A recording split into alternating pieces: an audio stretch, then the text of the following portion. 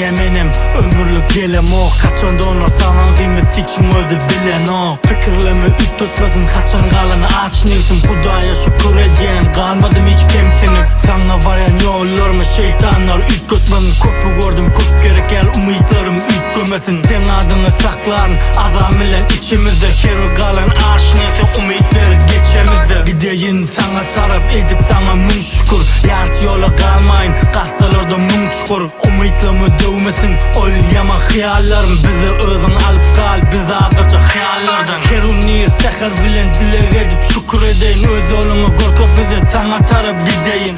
Ağdaştırıp maşkalandan öz erkime gitmeyin. Bir kısım toprak yalı suya akıp gitmeyin. Sen yoluna giderin ömrümün sonuna. Arzulumu ederin yetmesem de sonuna. Biri vardan dilerim ağdaştırma yolumda. Dilekleme ederin öz baren yolumda. Sen yoluna giderin ömrümün sonuna.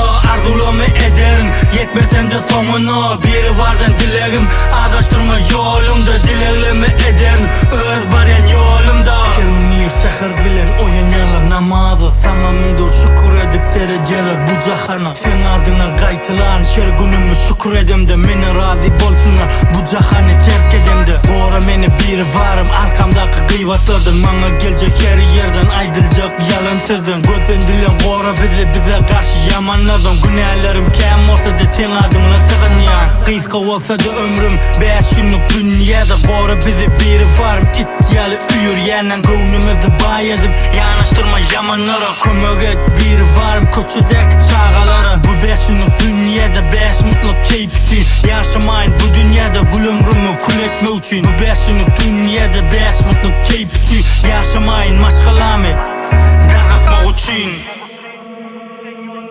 Sen yoluna giderin ömrümün sonuna. Arzulumu ederin yetmesem de sonuna. Biri vardan dilerim ağdaştırma yolumda. Dilekleme ederin öz baren yolumda. Sen yoluna giderin ömrümün sonuna. Arzulumu ederin yetmesem de sonuna. Biri vardan dilerim ağdaştırma yolumda. Dilekleme ederin